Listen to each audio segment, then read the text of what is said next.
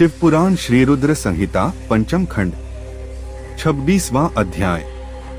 धात्री, मालती और तुलसी का आविर्भाव। व्यास जी बोले, हे ब्रह्मापुत्र सनत कुमार जी, जब भगवान श्रीहरि विष्णु की माया से मोहित होकर जलंधर पत्नी वृंदा छद्म भेष धारण किए विष्णु जी को अपना पति मानकर उनके साथ रमण करने लगी, तब श्रीहरि की भी उनसे प्रीति जुड़ गई।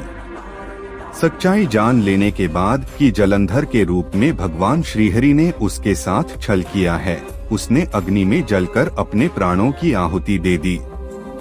तब फिर आगे क्या हुआ? भगवान विष्णु कहाँ गए और उन्होंने क्या किया? तुलसी के रूप में वृंदा का जन्म कैसे और कब हुआ? कृपया वह कथा मुझे बताइए। सनत कुमार जी बोले, हैं महर्षि, मैं आपके सभी प्रश्नों का उत्तर देता हूँ। मेरी कथा सुनिए, आपकी सभी जिज्ञासाएं दूर हो जाएंगी। जब वृंदा ने विष्णु जी द्वारा ठगे जाने पर अपने शरीर का त्याग कर दिया तो भगवान विष्णु को बहुत दुख हुआ और वे वृंदा की चिता की राख को अपने शरीर पर लपेटकर इधर उधर मारे मारे फिरने लगे। इधर जब देवताओं को भगवान श्रीहरि विष्णु की इस हालत के बारे में पता चला तो वे सब बहुत चिंतित हुए। उन्हें समझ में नहीं आ रहा था कि वे क्या करें। जगत के पालनकर्ता भगवान विष्णु को इस तरह दर दर भटकना शोभा नहीं देता। जब देवताओं को इस समस्या का कोई हल नहीं सूझा तब वे देवाधिदेव भगवान शिव की शरण में गए। ब्रह्मा जी को साथ लेकर देवराज इंद्र देवताओं सहित कैलाश पर्वत पर पहुँचे। वहां उन्होंने त्रिलोकीनाथ भगवान शिव को हाथ जोड़कर प्रणाम किया और उनकी स्तुति करने लगे। तत्पश्चात शिव के पूछने पर देवताओं ने वहां आने का प्रयोजन शिवजी को बताया। देवताओं ने कहा, हे देवाधिदेव, करुणानिधान, भक्तवत्सल शिव, आप तो सर्वेश्वर हैं, सर्वज्ञाता हैं। इस संसार की कोई बात आपसे छिपी नहीं है। भगवान श्रीहरि विष्णु ने दैत्यराज जलंधर की पत्नी वृंदा को जलंधर का रूप लेकर ठगा, परंतु उसके साथ साथ रहते श्री विष्णु की उनमें प्रीति हो गई और अब वे उनका वियोग सह नहीं पा रहे हैं। वे अपने शरीर पर वृंदा की चिता की आग लपेटकर जोगी बनकर इधर उधर घूम रहे हैं।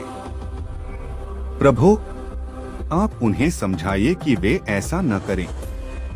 भगवान, यह जगत आपके अधीन है और आपको ही इस समय उनकी मदद करनी है ताकि वे पहले की भांति होकर अपने कार्यों को पूरा करें। देवताओं की इस प्रकार की प्रार्थना सुनकर भगवान शिव बोले, हे ब्रह्मा जी, हे देवराज इंद्र व अन्य देवताओं, यह सारा जगत माया के अधीन है, परंतु इस जगत की जननी मूल प्रकृति परम मनोहर महादेवी पार्वती इस माया के वशीभूत नहीं है। उन पर इस माया जाल का कोई असर नहीं पड़ता। इसलिए आप भगवान श्रीहरि विष्णु के इस मोहमाया के जाल को दूर करने के लिए आदि देवी प्रकृति की आधारभूत देवी पार्वती की शरण में जाइए। यदि आपके द्वारा वे प्रसन्न हो गईं, तो आपकी हर एक समस्या का समाधान हो जाएगा और वे आपके कार्यों को पूर्ण करेंगी। देवाधिदेव महादेव भगवान शिव के इन वचनों को सुनकर सभी देवताओं को अत्यंत प्रसन्नता हुई और वे भगवान शिव से आज्ञा लेकर मूल प्रकृति की शरण में चले गए। इस प्रकार जब देवता प्रकृति देवी की शरण में जा रहे थे उस समय वहां आकाशवाणी हुई, है देवताओं, मैं ही तीन प्रकार से तीनों प्रकार के गुणों से अलग होकर निवास करती हूँ। मैं सत्य गुण में गौरा बनकर, रजोगुण में लक्ष्मी और तमोगुण में ज्योति बनकर इस जगत को आलोकित करती हूँ। इसलिए आप अपनी इच्छा पूर्ति हेतु देवी जगदम्बा की शरण में जाओ। वे अवश्य ही तुम्हारी मनोकामना पूरी करेंगी। यह आकाशवाणी सुनते ही सभी देवता गौरी, लक्ष्मी और सरस्वती को हाथ जोड़कर प्रणाम करने लगे और मन में उनका वंदन और स्तुति करने लगे। इस प्रकार जब देवताओं ने शुद्ध हृदय से तीनों देवियों का स्मरण किया तब वे तीनों देवियां वहां प्रकट हो गईं। देवियों को साक्षात अपने सामने पाकर देवता बहुत हर्षित हुए और गौरी, लक्ष्मी और सरस्वती की वंदना और पूजन अर्चन करने लगे। तब तीनों देवियों ने मुस्कुराकर कहा, हे देवताओं, हम तीनों देवियां तुम्हारी स्तुति से बहुत प्रसन्न हैं। तुम जो कुछ चाहते हो हमें बताओ, हम तुम्हारी मनोकामना अवश्य पूर्ण करेंगी।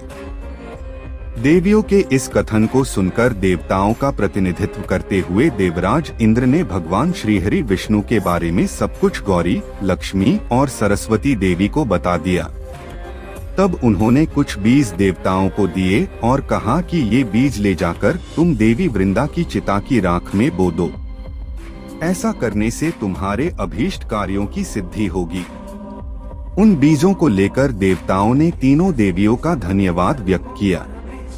तब देवियां वहां से अंतर्धान हो गईं। तत्पश्चात ब्रह्मा जी सहित सभी देवता उस स्थान पर पहुँचे जहां देवी वृंदा ने अपने प्राणों की आहुति अग्नि में दी थी। वहां पहुंचकर उन्होंने देवी द्वारा दिए गए उन बीजों को वृंदा की चिता की राख में डाल दिया। तब उन बीजों में से कुछ दिन पश्चात धात्री, मालती और तुलसी नामक वनस्पतियां पैदा हुई। देवी सरस्वती द्वारा दिए गए बीजों से धात्री, देवी महालक्ष्मी के बीजों से मालती और देवी गौरी के बीजों से तुलसी का आविर्भाव हुआ। जैसे ही धात्री, मालती और तुलसी नामक ये स्त्री रूपी वनस्पतियां उत्पन्न हुईं और भगवान श्रीहरि विष्णु ने उन्हें देखा तो उन पर से माया का पर्दा हट गया और वे पहले की भांति हो गए। वे उन वनस्पतियों पर अपनी कृपा दृष्टि रखने लगे और तभी से धात्री, मालती और तुलसी नामक इन वनस्पतियों को भी विष्णु जी से विशेष अनुराग हो गया। तब भगवान श्रीहरि विष्णु पुनः बैकुंठ लोक को चले गए।